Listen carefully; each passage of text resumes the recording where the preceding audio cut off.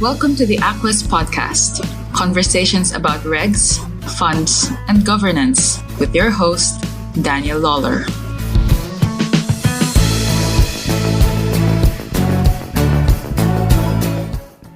Hello, podcast listeners, and welcome to the Aquest Podcast with me, Danny Lawler. If you're new to the Aquest Podcast, do hit the subscribe button on your preferred podcast platform provider to be kept up to date with the Aquest Podcast as and when new episodes drop. This episode is part of our series on ESG, environmental, social, and governance type driven investing. And for this episode, I'm delighted to be joined by Tara O'Reilly, who is a partner in Arthur Cox, and who's going to kind of chat through with us what are the regulatory requirements and the deadlines that are coming up in relation to ESG requirements on fund management companies, be they UCITS or AIFMs. If you're part of the compliance team or you're in a UCITS, Manco or an AIFM and you're responsible for updating the prospectuses and the website, probably best to go and pour yourself a large drink or a large cup of something now, because there's obviously the 10th of March 2021 rolling around quite quickly, and that's the deadline for updating prospectuses for all of these disclosures. So quite a lot of work involved in that. So sit back, relax, enjoy as much as you can this episode, all about the regulatory side of the new ESG rules. Okay, on with the show.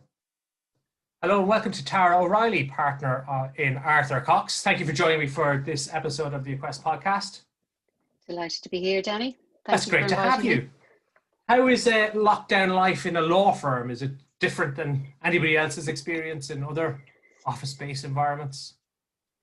I suspect very little difference. We're all at home. We did have a brief interlude there where we were able to do maybe a day or two a week from the office for anybody who needed it. But with the recent lockdowns, we're pretty much back at home. But technology is a great thing, and we've actually found, a lot of people adjusted quite quickly to this. And I think, it's actually going to be interesting to see what happens next in terms of how that impacts on how we work going forward.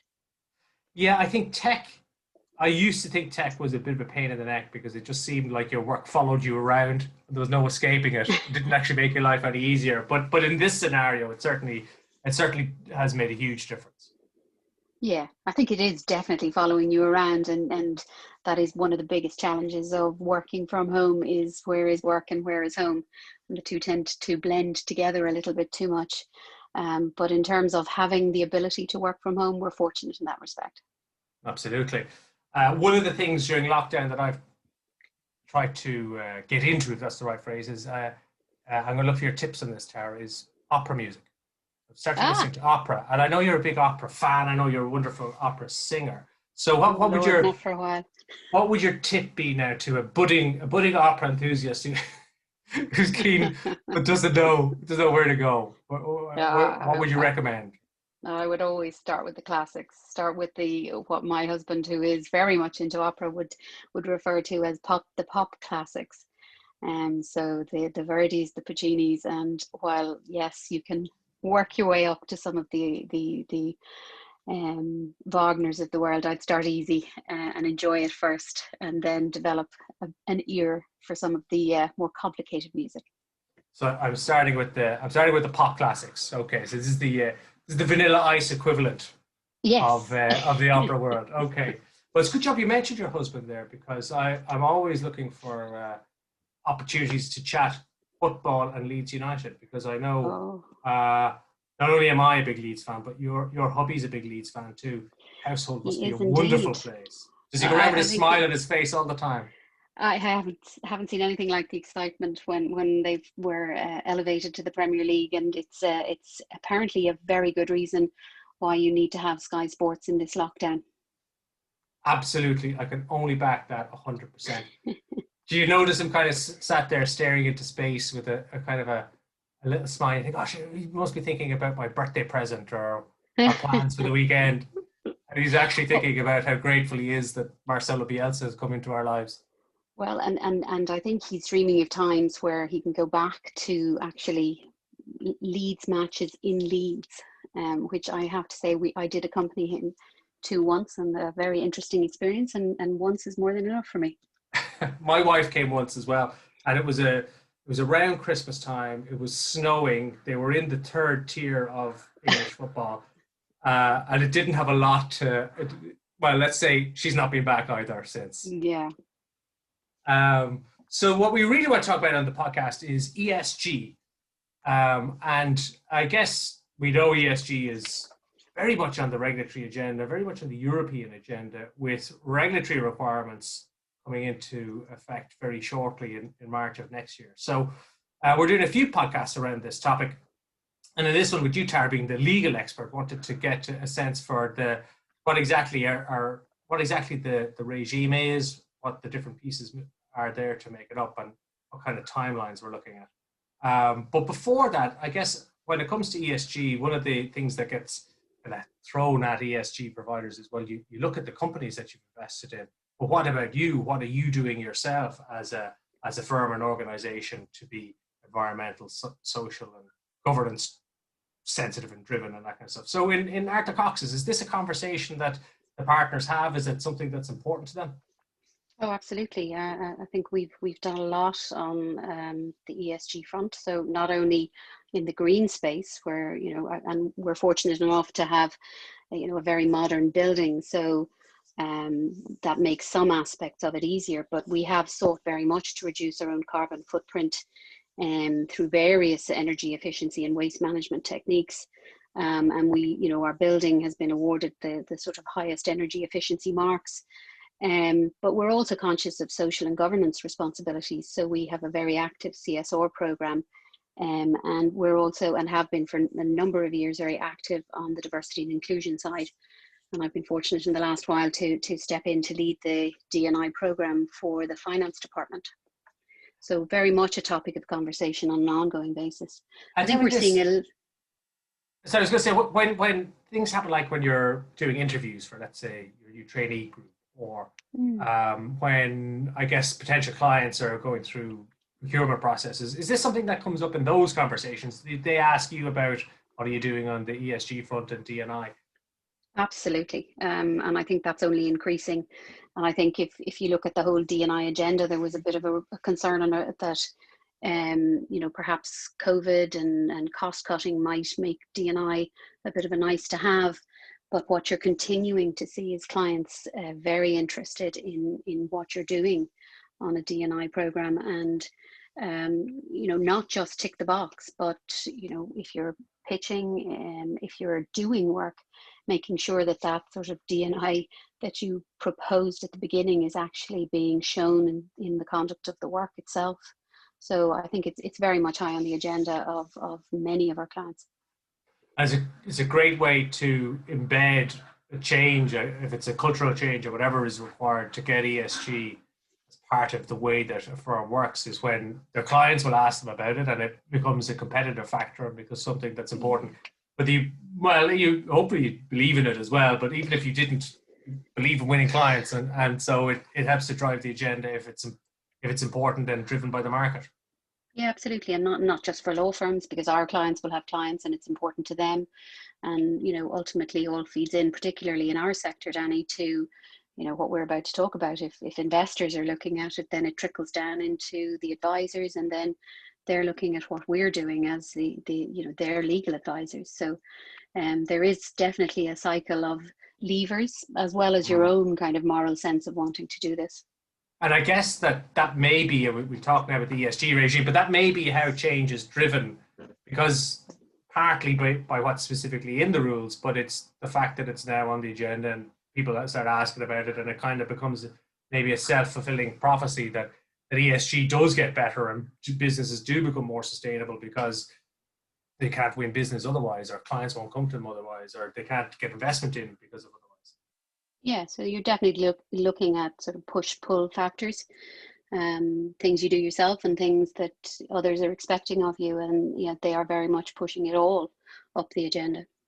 Well, let's talk about the regulatory side of things then. So this is ESG is certainly something that the European Commission has jumped on as being sustainable finance being an important part of the driver for the European economy, and that's manifested itself in a series of regulations that we kindly have to comply with over the next couple of years. So do you want to kind of talk us through the pieces that make up that regulatory regime? Yeah, so there's sort of three principal regulations that make up this package, and as you say, it's very much driven by an aim of furthering sustainable finance. So we have the taxonomy regulation, which is effectively a classification system, so that there will be a way of identifying if things meet a certain standard. And the idea behind that being that if you classify as such, well, then there's no risk of this being oversold and no risk of a greenwashing. Then we have, then we have the disclosures regulation, which is all about transparency. But I think, and we can get into it in a bit more detail, but very much not looking just at disclosures that we would typically understand in terms of, you know, what you might put in a prospectus, but looking right internally into the organization and asking questions and for disclosure about how they approach sustainability themselves. And then we have the low carbon and positive impacts a benchmark regulation, which is a bit of a mouthful, which sets up carbon aligned benchmarks. And all of these are going to be supplemented by changes to the UCITS, AIFMD and MIFID regimes, which will sort of inbuild sustainability into those frameworks. Right, and I guess the one that flashes in the distance is the 10th of March deadline for the disclosures regulation. So what is it that, I suppose, mancos, AFMs and UCITS, they're both caught by this? What is it they're going to do between now and then? So there's a variety of things that they're going to need to do, but if you were looking at it, there's probably three main pillars. And I said earlier that, you know, you have to look at this not just at a product level, but also at an entity level. So if we look at this at an entity level, there are some business decisions or policy decisions that entities will need to take. So the first of those is, are you going to integrate sustainability risks into your investment process? And if you are, that will drive certain requirements. And if you're not, that will drive other requirements. And the second sort of pillar item you'd need to look at is whether you're going to consider the adverse impacts of the investment decisions you take on certain sustainability factors. And again, depending on whether you're answering yes or no to those questions, you'll have certain actions that you need to take. And then the third pillar really is around the products themselves. So are you in the space of what is kind of generally called dark or light green products? Or are you outside of those ESG products? And then again, depending on where you fall into that categorization, you will have to take certain measures. So I think you really are looking at sitting down as an entity and looking at those first two questions. And then you're also sitting down to look at classifying your products and seeing what that means for you in the context of this 10 March deadline. So there's a good bit of work to do then. Like, I mean, like, you know, you can see there's a paper exercise there in terms of prospectus updates and website updates and what have you. But I guess to make it in any way meaningful, you actually need that engagement from the organization to put a bit of brain power into where they stand in all of this and whether it's something they really want to incorporate or whether it's part of what they do, but not a very, you know, not a driver for how they go about assessing investments. Yeah, and I think you'll find that most organizations will have a group at their kind of entity or headquarter level that's looking at ESG globally across their sort of suite of offerings. And they will have a mix, you know, except for maybe some very boutique offerings, they will have a mix of products that are promoting ESG and those that don't. But I think, you know, when you say there's a paperwork exercise here, this exercise is going to impact on every fund. So even if you're updating your prospectus just to say, I don't comply with any of this, you have to have that done by the 10th of March. So I think that's one of the sort of biggest issues here is, you know, we don't have full certainty on these measures. There are level 2 requirements that, you know, haven't yet been finalized, some of which haven't even been published. And yet you're sort of designing programs and trying to answer questions in the absence of those measures. And I think we're hearing a little bit that, you know, not through official channels, but certainly through some interaction with industry bodies, that those level 2 measures won't be finalized in time and might be delayed. So you might have to do half of it now and then revisit it again in 2022. So, unfortunately, a lot of paper exercise to be done. You're going to love the European Union when it comes to making financial services legislation, and then they're pursuing the agenda of value for money and all this kind of stuff, making you go at it twice. But anyway, so like an awful lot there, even as if you want to downplay the paper element of it, and frighten everybody off. But if you're talking about every prospectus and every fund, that is a huge amount of work to tweak, just to put, whether it's a substantial disclosure or not. It's still a lot of work to put that through. Do you have a sense of preparedness, both in terms of firms and in terms of the regulator, and any kind of a fast track process they might have for it? I think there's there's a real mix. You've got people who are hoping that there will be sufficient clarity and they can wait and sort of avail of a process that's well thought out and finalized. And then you have many who just have very complicated product suites, multiple jurisdictions to deal with, and they really are kind of plowing ahead and having to make a best efforts attempt at all of this. So very much a mix across the spectrum in terms of the approach so far. I think the pieces that you have to do internally will be easier done in some aspects, but it will also depend on your product suite. So, if we look at something like a decision as to whether to integrate sustainability risks, that might apply differently if you're an active fund or you're a passive fund, because your capacity to select stocks based on sustainability will be different if you're tracking an index. In terms of how we manage this, there is absolutely a need for some fast track process from the central bank. If you're an AIF, obviously you can self-certify, you could do an addendum that will address these issues, and you can wait until in the new year and see what additional clarity there is.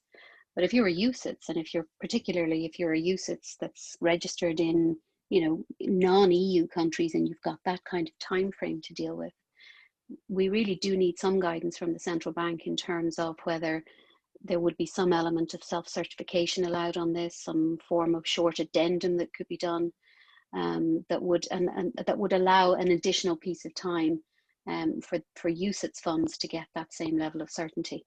Yeah, absolutely. And certainly when you are dealing with foreign registrations, it does add that layer of complexity and effort when you're trying to keep all your registrations properly maintained and do something like a prospectus update. Yeah. I do think, not having the level 2 is, to be honest with you, it's not unusual. It's probably not the first time we've ended up there, and you are in a best effort situation and trying to, well, I guess if you look at broadly the objectives of what the regime is trying to achieve, and then use that as your guide once you await the finalized level 2. And I guess prospectuses do tend to get updated by hook or by crook reasonably frequently. So it's not inconceivable you would have another update between now and 2022, notwithstanding. That's a very positive spin to put on it, Danny. I think clients are probably not feeling quite so positive about it, but yes, and I think if there was some comfort given that approaching compliance on this on a best efforts basis would be recognized, particularly in the absence of level 2. There are probably some promoters that will look at it being a positive that you've just comply with the high level principles now, and you will in fact end up with a little bit more time to look at the more detailed elements. I think one of the difficulties that's sort of thrown into the mix is the sort of survey that was issued recently, where we were looking at the illustrative mock-ups, and the question is, can you do best efforts without taking account of what's in those, even though they're part of the level 2s, but they're out there. So I think there's a few interpretive questions that we're working through at the moment in terms of how you might approach it. Yeah, absolutely. And I think ideally in a situation like this, where it's a new regime bolted on to an older regime, but it's new, is maybe not to get too dogmatic about it day one. This is something that will likely be around for years and years and years. And in 2, 3, 4, 5 years time, the way that you comply and your levels of disclosure and how you get your data and how you demonstrate that you're doing the right thing will be quite different than it is today. So trying to get a perfect day one is probably not as important as getting something that's meaningful and aligned with what the regulations and the directives are trying to achieve. Maybe that's the best we can do for day one. I think that's fair. I mean, and I think you referenced the commission, and when we see, what the commission president was talking about in her State of the Nation talk, we are accelerating as in the EU the desire to reach certain targets. So if there's a belief that the financial markets can help pay for the changes that are required, this area is going to be under increasing focus, which is why I think people will often ask the question, do we think this will be delayed? I think this is such a hugely political objective for the EU that there won't be a delay of the 10 March deadline, even if we don't have the level twos.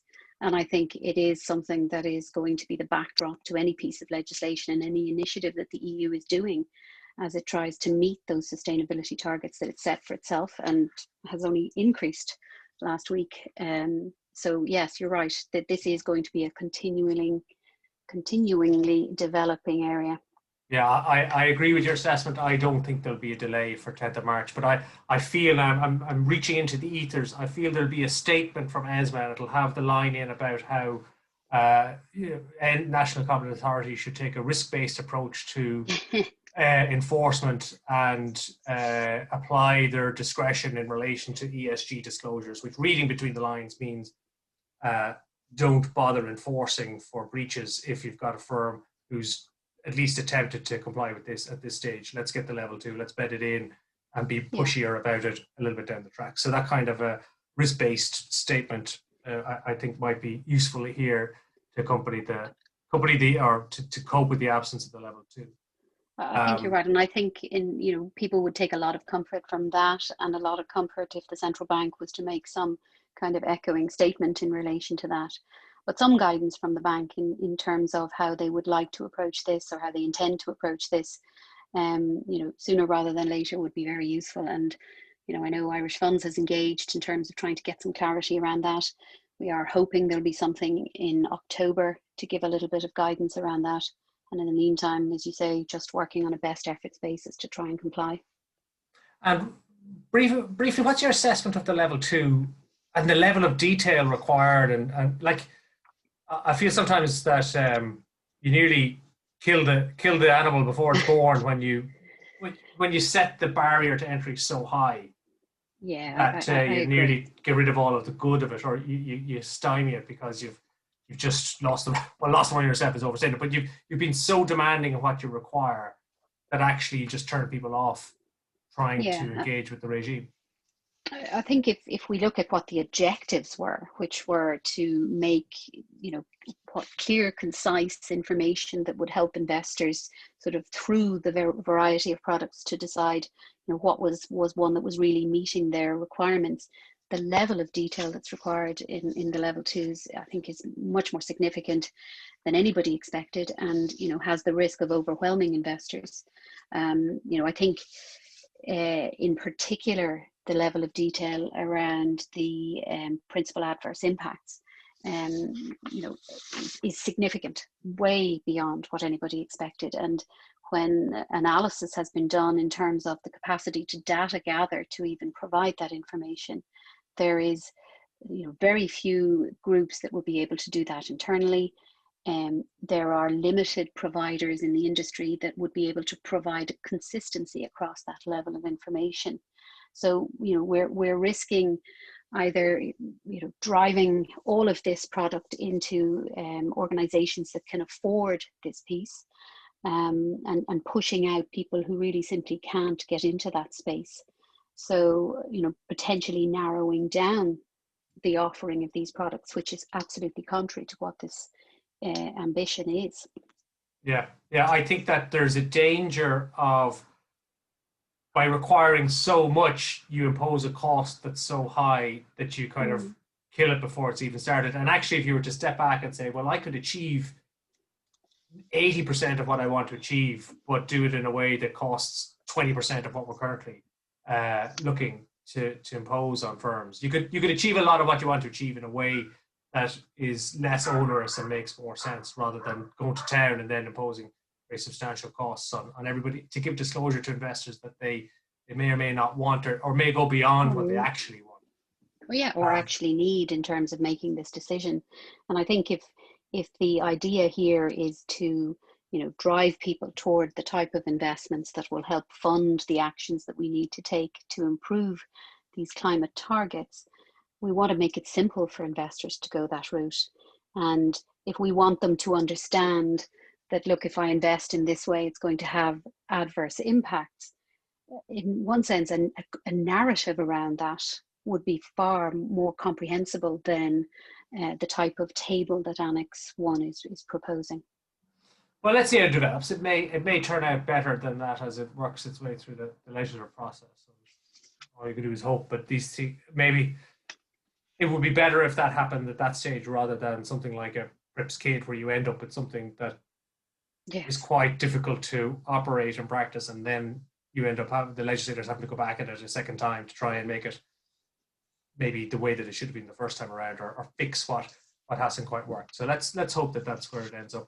In the other pieces of the universe of ESG, I know there's the benchmarks and the taxonomy. Anything very exciting in there? Any deadlines? Anything for asset managers to especially get their teeth into, or stay awake at night worrying about?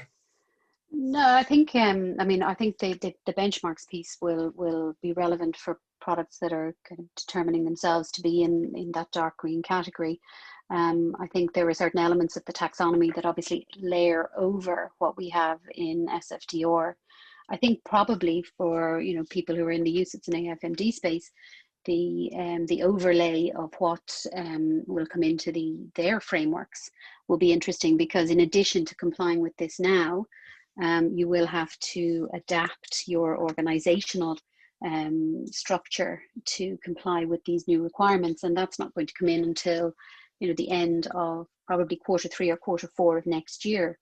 So while you can try and do that as you're looking at policies around sustainability now, and while it's probably unlikely that much of the detail of the delegated acts will change, they're not effective yet. So that's a sort of another compliance deadline, and I think that's something that is probably more relevant to the audience here. I think the other question in relation to that delegated act is, what's it going to mean for distribution of these products? So how will sustainability be understood in the context of somebody who has a MiFID distributor that has to take sustainability into account? And will that drive them then, if they want to be able to tick the box, to only sort of go down a narrower suite of products that they're offering?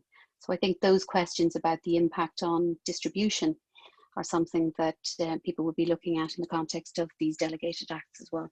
Yeah, I guess you mentioned distribution. One of the benefits of a European-wide regime is to hopefully have consistency of approach and move away from different approaches in different member states. And we know the French have already jumped on this and have their own particular requirements. So a consistent absolutely. European approach should benefit, at least in that regard. You don't have 28 or 27 different approaches. Yeah, so and it was surprising, and it is causing difficulty for people to have to comply with the AMF's regime ahead of SFDR, because if you're launching a product now, you're too early as such to get a cert that says you're compliant with SFDR, but you do have to comply with the French regime.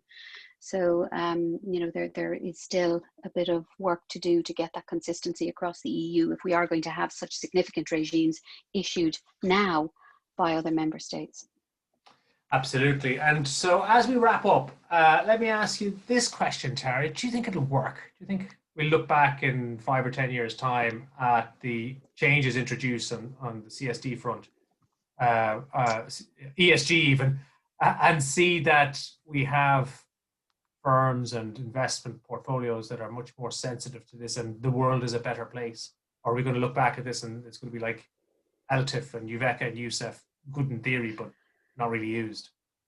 I think that this is going to be better than those, definitely. I remember back to the first time where somebody was doing an overview of SFDR, and as I listened to this in the training session, my question was, sorry, does that mean we can only have green products going forward? And, the more you look at it, the more, whether it's investor demand, whether it's actually being sort of, gently nudged, and probably more than gently nudged, to create products in this space, I think we will definitely see far more ESG products. And I think, given that distribution nuance, if you were previously on the line of a little bit of ESG, but not that much, you'll be notching up in order to get yourself into a category 8 rather than notching down. And I think, and I know you've got, guests who will talk more about the sort of efficacy from an investor return perspective. And we certainly haven't got a long enough track record to know whether ESG investing helps. So we may end up in more of a barbell situation where, you're in an ESG fund and you're balancing that out with something on the far end of the spectrum to get return. So I do think we will see this move products more into the ESG space. Yeah, I have a feeling that it's a little bit like the value for money rules in the UK, in that it's a way of getting ESG or value for money on the agenda for leadership teams. And okay, maybe day one it's not perfect, but maybe in a year or 2 or 3 years' time, you find, by having looked at it a few times, you actually are in a much better place than you would have been without it, or were at the time. So I think it'll be a slow burn, and I do think that the firms that believe in this and that actually are really, really vested and invested in an ESG approach as being good for everybody, including the investors, they're going to jump on this. They're going to be all over it and should make hay from it. I think a lot of firms could maybe take it or leave it at this stage, and they're kind of forced to think more about, we take into account governance actually when we're looking at investment. So we actually are kind of in this space, even though we didn't really realize it. So they'll, by hook or by crook, they'll be trying to kicking or screaming, but it would be better, of course, if they would volunteer and engage in it rather than feel it to be another compliance exercise. And if that's what it turns out to be, then it'll fall away when nobody's looking and nobody's putting the gun to somebody's head to comply. Yeah. So we shall see. We shall see. Thank you very much for your time, Tara. I really appreciate it. Not at all. Good to chat to you, Danny. Well, it's great to have you on the Quest podcast. That's the end of the show. Do check us out on quest.ie for any other episodes of the Quest podcast. Till then, catch you next time.